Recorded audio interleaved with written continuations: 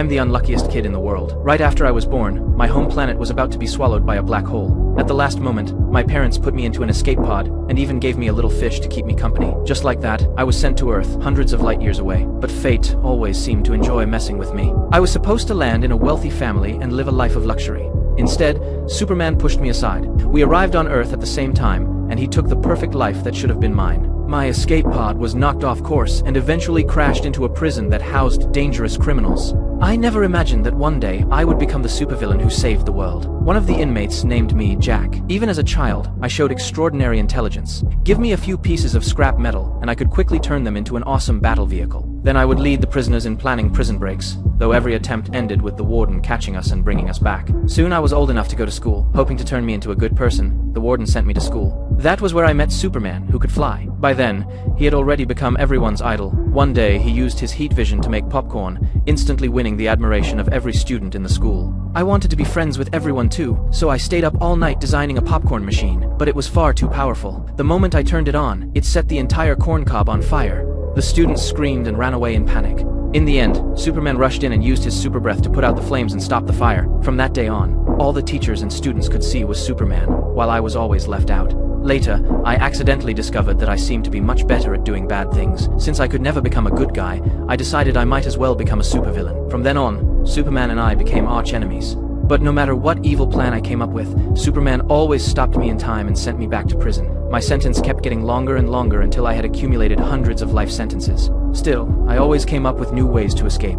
This time, all I needed was a watch. The warden had no idea that the watch contained a special function. He confiscated it, but the next second it transformed into a copy of me. When the guards saw me acting strangely, they immediately arrested the fake me and threw it back into prison. Just like that, I escaped once again. Because I was always causing trouble, Superman had become a national hero.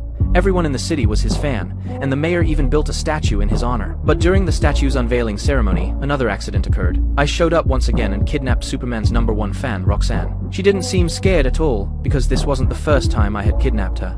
In fact, she looked completely used to it. To save her, Superman took to the sky once again and quickly tracked down my location. This time, however, he fell into my trap. I had built 2 identical secret bases, and Superman chose the wrong one. I immediately activated the death ray from my satellite. That was when Superman actually begged me for mercy. My trap contained copper, and copper caused him to lose his powers. As a laser streaked across the sky, a massive explosion instantly erupted where Superman stood. Just like that, all that remained of Superman was a pile of bones.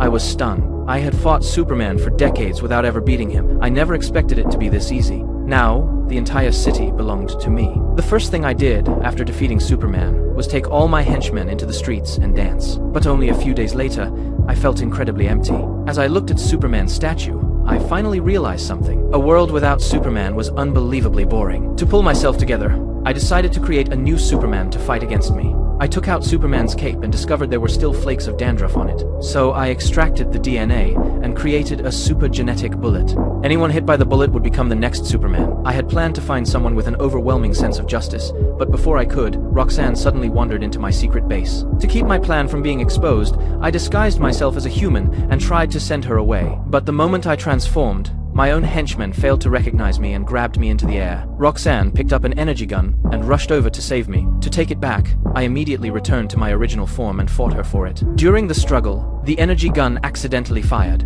After bouncing around several times, the genetic bullet ended up hitting Roxanne's co-worker, Mike. Fortunately, Roxanne never discovered my true identity. I transformed back into a human and escaped the base with her. To thank me for saving her life, she gave me a huge hug and told me that we were friends now. I couldn't stop thinking about that hug. It was the first time in my life that someone had truly accepted me. But this wasn't the time to think about romance. I quickly transformed again and went to track down Mike. To my surprise, by the time I arrived at his house, his body had already begun to mutate. I disguised myself as an alien father figure and claimed to be his father. I told him that I was the one who had given him Superman's powers and that I wanted him to become a superhero who could fight the evil Jack. Mike completely believed me. But since he had just gained his powers, he couldn't control them yet. So I became his personal coach and taught him how to use them. At the same time, I had to balance both my career and my love life. Ever since our last meeting, I had often transformed into a human and gone on dates with Roxanne. As I got to know her better, I discovered that we actually shared many of the same interests. When I learned that she hated how dirty and messy the city had become, I stayed up all night with my henchmen cleaning the entire city. So during the day I trained Mike, and at night I went on dates with Roxanne. As time passed, I gradually forgot that I was supposed to be a supervillain, and before I knew it, Roxanne and I had fallen in love.